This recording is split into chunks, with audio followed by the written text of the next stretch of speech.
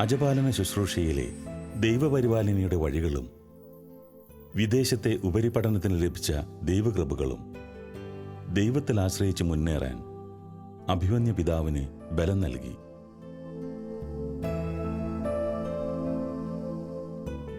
തുടർന്നും സഭാ ശുശ്രൂഷകളുടെ നേതൃത്വം വഹിച്ച മാർ പോളി കണ്ണൂക്കാടൻ പിതാവ് ദൈവം തന്നെ നയിച്ച വഴികൾ നമ്മോട് പങ്കുവയ്ക്കുന്നു.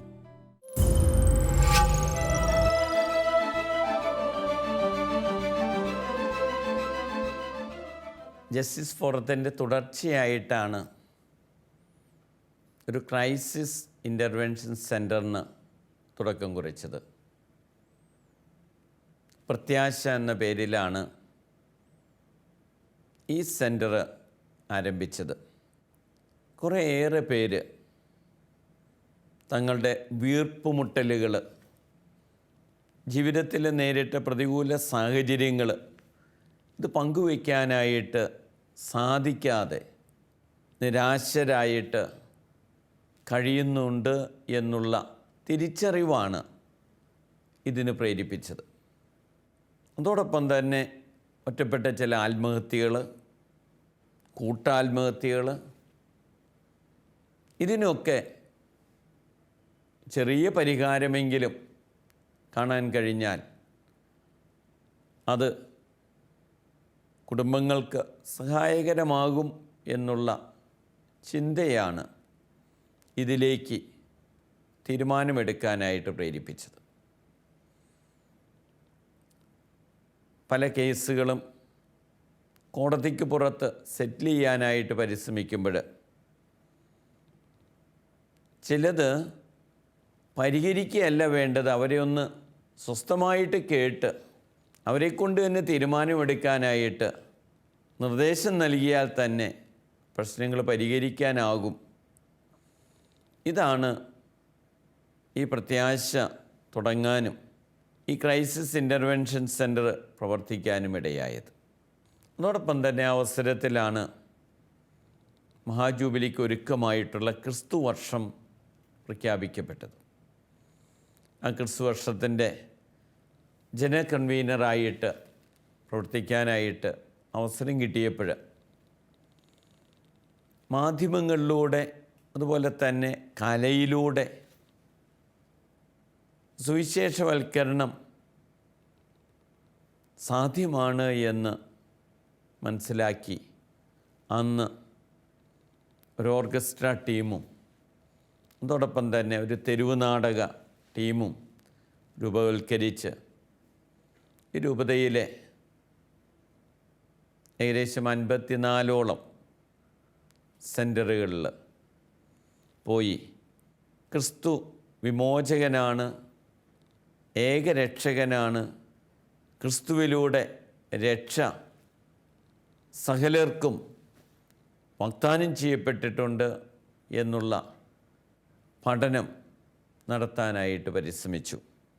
ഞാൻ ഇന്ന് തിരിഞ്ഞു നോക്കുമ്പോൾ അന്ന് ആ ടീമിൽ വർക്ക് ചെയ്തിരുന്ന പലരും നല്ല ശുശ്രൂഷയിലൂടെ നല്ല ജീവിതത്തിലൂടെ ഇന്ന് മുന്നോട്ട് പോകുന്നുണ്ട് എന്നുള്ളത് അവരെ കൂടെ ഈ സന്ദേശം ഉൾക്കൊള്ളിക്കാനായിട്ട് പ്രേരിപ്പിച്ചു എന്നതിൻ്റെ തെളിവാണ്. ഈ ഇടവകയിലെ അജപാലന ശുശ്രൂഷ ഏകദേശം 1.5 വർഷത്തോളം കഴിഞ്ഞപ്പോൾ രൂപതയിലെ മതബോധന കേന്ദ്രത്തിലേക്ക് മതബോധന ഡയറക്ടറായിട്ടും രൂപതയുടെ പാസ്റ്റർ സെൻ്ററിൻ്റെ ഡയറക്ടറായിട്ടും ചാർജ് എടുക്കാനായിട്ട് അഭിമന്യ ജെയിംസ് പിതാവ് ആവശ്യപ്പെടുകയായിരുന്നു.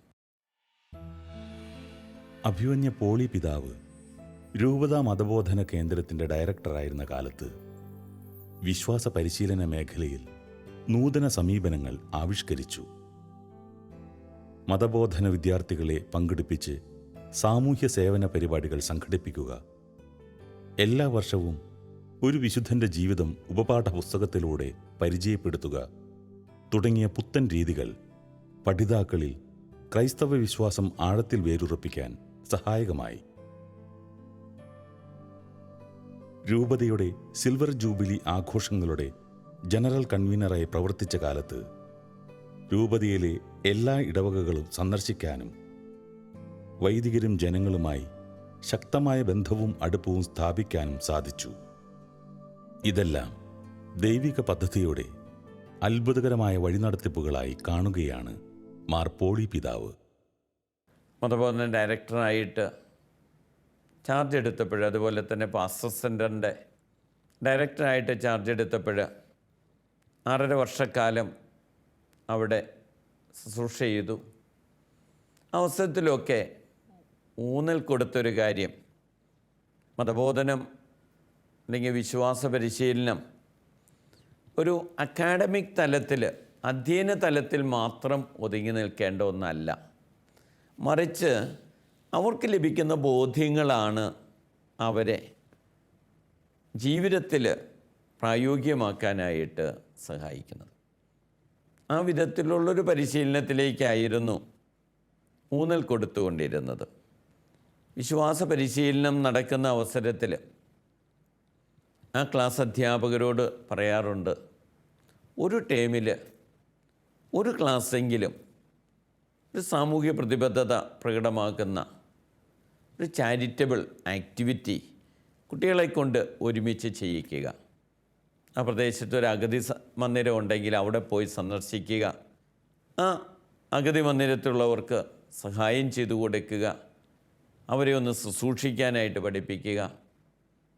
അതുപോലെ തന്നെ ഒരു ടേമിൽ ഒരു ക്ലാസ്സെങ്കിലും പാഠപുസ്തകമൊക്കെ വിട്ട് ഒരുമിച്ചിരുന്ന് പ്രാർത്ഥിക്കാനായിട്ട് അവരെ ഒന്ന് പഠിപ്പിക്കുക.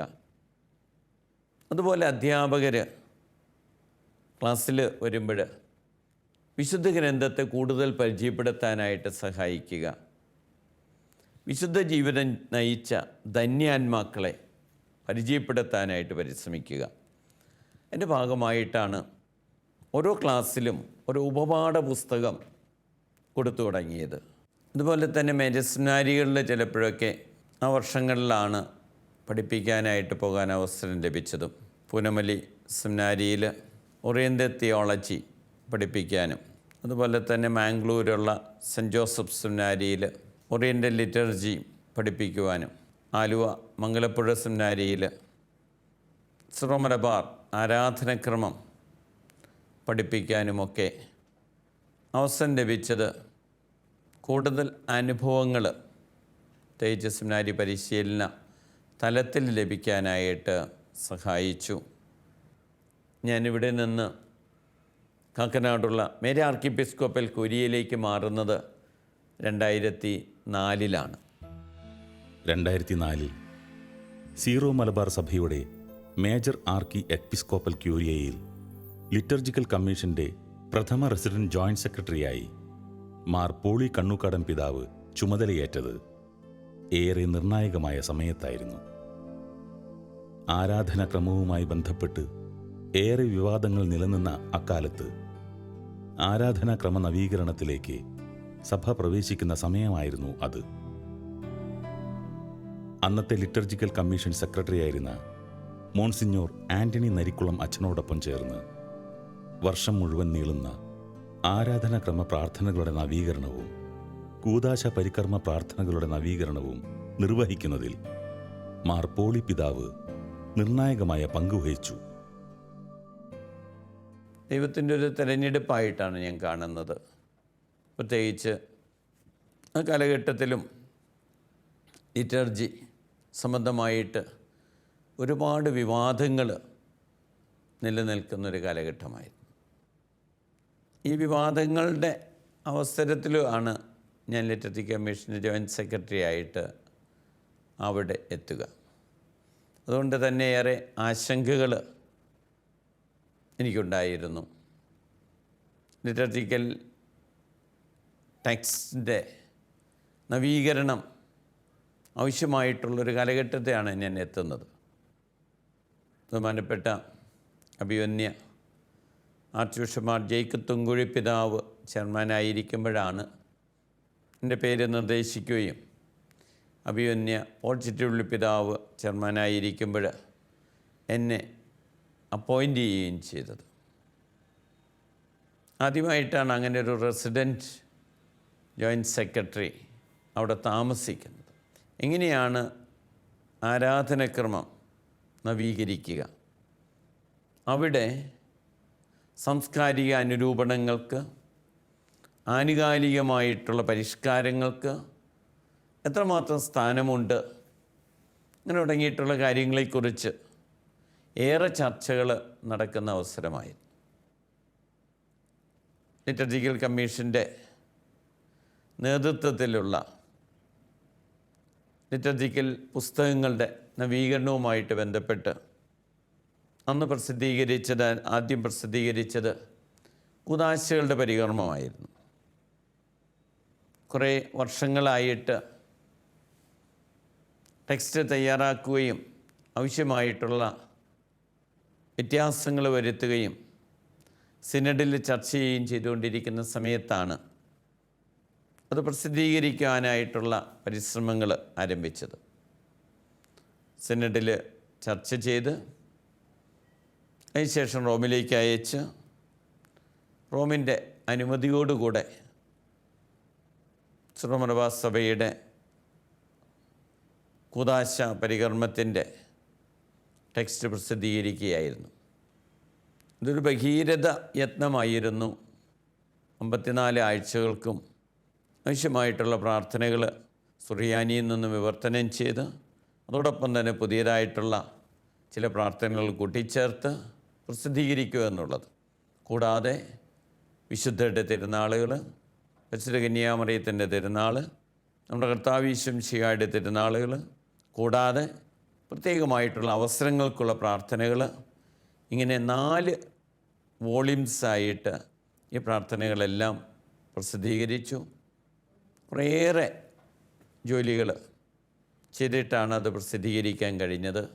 അതിന് സഭയിലുടനീളമുള്ള പ്രതിനിധികളുടെ കൂട്ടായിട്ടുള്ള ഒരു പരിശ്രമമാണ് നടന്നത്.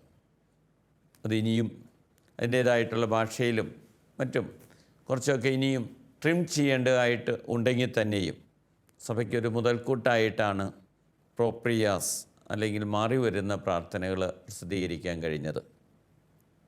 തുടർന്ന് തിരുപ്പട്ടങ്ങളുടെ ക്രമങ്ങളായിരുന്നു കറോയപ്പട്ടം, ഉപദയാനപ്പട്ടം, ശംശാനപ്പട്ടം, പുരോഹിതപ്പട്ടം, മെത്രാൻപട്ടം, അങ്ങനെ തുടങ്ങിയിട്ടുള്ള തിരുപ്പട്ടങ്ങളുടെ പൊന്തിഫിക്കൽ സുറിയാനി ഭാഷയോട് ആദിമ ഗ്രന്ഥങ്ങളോട് കൂറുപുലർത്തിക്കൊണ്ട് ആവശ്യമായിട്ടുള്ള അഡാപ്റ്റേഷൻസ് വരുത്തിക്കൊണ്ട് പ്രസിദ്ധീകരിക്കുകയായിരുന്നു.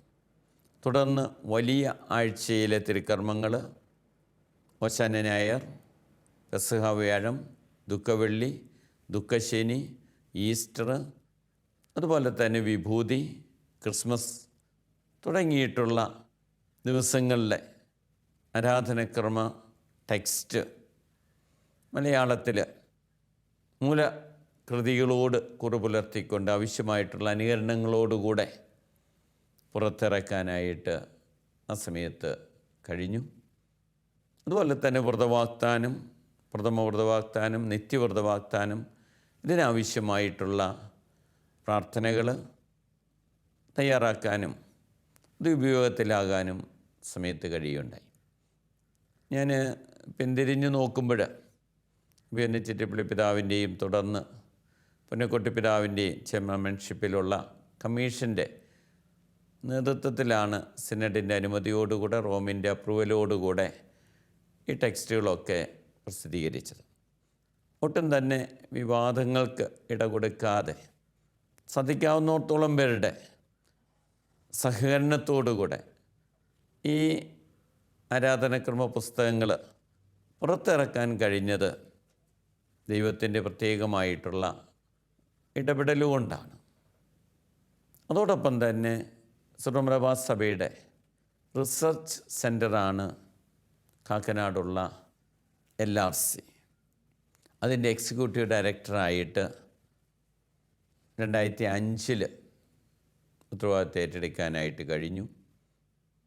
റിസർച്ച് സെൻ്ററിൻ്റെ പ്രധാനപ്പെട്ട ഉത്തരവാദിത്തങ്ങൾ ഗവേഷണ സെമിനാറുകൾ, ആരാധനക്രമം, ചരിത്രം, ദൈവശാസ്ത്രം, സഭാനിയമങ്ങൾ, ആധ്യാത്മികത, ഈ വിഷയങ്ങളെ ആസ്പദമാക്കിയിട്ടുള്ള സഭയുടെ പഠനങ്ങൾ കൂടുതൽ ആധികാരികമായിട്ട് കണ്ടെത്തുകയും പഠിപ്പിക്കുകയും ചെയ്യുക. അതിന് റിസർച്ച് സെമിനാറുകൾ സംഘടിപ്പിച്ചിരുന്നു. കൂടാതെ പാരമ്പര്യവും പൗരാണികത്വവും വെളിപ്പെടുത്തുന്ന മ്യൂസിയം കുറേ കൂടി വിപുലമാക്കുക, അതുപോലെ തന്നെ പ്രസിദ്ധീകരണങ്ങളിലൂടെ സഭയുടെ തനിമ മറ്റുള്ളവരിലേക്ക് എത്തിക്കുക, ഈ കാര്യങ്ങൾ ശ്രദ്ധയോടുകൂടെ ചെയ്യാനായിട്ട് ആ സമയത്ത് പരിശ്രമിച്ചിരുന്നു. എൻ്റെ ഭാഗമായിട്ട് തോമസ് ക്രിസ്ത്യൻ ഹെറിറ്റേജ് എന്നുള്ള ഒരു ജേണൽ ആരംഭിക്കാനും അതുപോലെ തന്നെ സഭയുടെ ഗവേഷണ പഠനങ്ങൾ എഡിറ്റ് ചെയ്യാനും കഴിഞ്ഞു. സുറമറബാസ് church 40 years after the Vatican Council II, the mission theology of the Suramarabar Church, the Christology of the Suramarabar Church തുടങ്ങി 6ഓളം ഗ്രന്ഥങ്ങൾ ആ സമയത്ത് എഡിറ്റ് ചെയ്യാനായിട്ട് സാധിച്ചു. കൂടാതെ ഈ ഗവേഷണ തലത്തിൽ മികവ് പ്രകടമാകുന്ന പണ്ഡിതർക്കും അതോടൊപ്പം തന്നെ പ്രവർത്തകർക്കും അവരുടെ മികവിനനുസൃതമായിട്ട് ഒരു അവാർഡ് കൊടുക്കാനുള്ള പദ്ധതിയും രൂപവൽക്കരിക്കാൻ കഴിഞ്ഞു. അതിൻ്റെ പരമായിട്ട് LRC അവാർഡ് ഓരോ വർഷവും ഇപ്പോൾ കൊടുത്തു വരുന്നുണ്ട്. പ്രൊഫസർ ജോർജ് മേനാച്ചേരി സാറിനാണ് ആദ്യത്തെ അവാർഡ് കൊടുത്തത്. ഈ റിസർച്ച് സെൻറ്ററിൻ്റെ ഡയറക്ടറായിട്ടും ലിറ്ററസി കമ്മീഷൻ്റെ സെക്രട്ടറി ആയിട്ടും പ്രവർത്തിക്കുമ്പോൾ തന്നെ ക്ലർജി കമ്മീഷൻ്റെയും അതോടൊപ്പം തന്നെ ഇൻസ്റ്റിറ്റ്യൂട്ട് ഓഫ് കോൺസെക്രേറ്റഡ് ലൈഫ് രണ്ടും കൂടെ ഒന്നിച്ചുള്ള കമ്മീഷനാണ്. എൻ്റെ സെക്രട്ടറി ആയിട്ടും കൂടെ സേവനം ചെയ്യാനായിട്ട് സാധിച്ചു. മേജർ ആർച്ച് എപ്പിസ്കോപ്പൽ കൊരിയയിൽ പ്രവർത്തിച്ചിരുന്ന കാലഘട്ടത്തിൽ 5 വർഷക്കാലം മേജർ ആർച്ച് എപ്പിസ്കോപ്പൽ സിനഡിൻ്റെ നോട്ടറി ആയിട്ട് കൂടെ പ്രവർത്തിക്കാനായിട്ട് കഴിഞ്ഞു. സിനഡിൽ ചർച്ച ചെയ്യപ്പെടുന്ന കാര്യങ്ങൾ കുറിച്ചെടുക്കാനും സിനഡ് സെക്രട്ടറിയോടും മേജർ ആർച്ച് എപ്പിസ്കോപ്പൽ ചാൻസലറോടും കൂടെ ചേർന്നുകൊണ്ട് അതിൻ്റെ മിനിറ്റ്സൊക്കെ എഴുതാൻ സഹായിക്കുകയും ചെയ്യുകയായിരുന്നു ആ അവസരത്തിലെ ജോലി. അങ്ങനെ സിനഡിൻ്റെ പ്രവർത്തനങ്ങളോട് കൂടുതൽ അറിയാനായിട്ട് സഹായിച്ചു. ഈ സമയത്ത് തന്നെയാണ് കാറ്റഗിസം ടെക്സ്റ്റ് ബുക്കിൻ്റെ നവീകരണം നടക്കുന്നത്. 1 മുതൽ 12 വരെ ടെക്സ്റ്റ് ബുക്കുകൾ നവീകരിക്കാനായിട്ട് വലിയൊരു പരിശ്രമമാണ് കാഴ്ചവെച്ചത്. 1 മുതൽ 3 വരെ ക്ലാസ്സുകൾ, ബാലപാഠങ്ങൾ, 4ാം ക്ലാസ് അതികുർബാന സ്വീകരണത്തിന് ഒരുക്കമായിട്ട് കുദാശകളെക്കുറിച്ചുള്ള പഠനവും 5, 6, 7 ബൈബിളിനെക്കുറിച്ചുള്ള പഠനവും 8, 9, 10 സഭയെക്കുറിച്ചുള്ള പഠനവും 11, 12 ക്രൈസ്തവ ജീവിതത്തെക്കുറിച്ചുള്ള പഠനവും ഉൾക്കൊള്ളിച്ചുകൊണ്ടുള്ള ഒരു പാഠാവലി പ്രസിദ്ധീകരിക്കാനായിട്ട് സമയത്ത് കഴിഞ്ഞു. എനിക്കും അതിൽ കാറ്റഗറ്റിക്കൽ കമ്മീഷനോടുകൂടെ ചേർന്ന് നിന്നുകൊണ്ട് സഹായിക്കാനായിട്ട് കഴിയുണ്ടായി.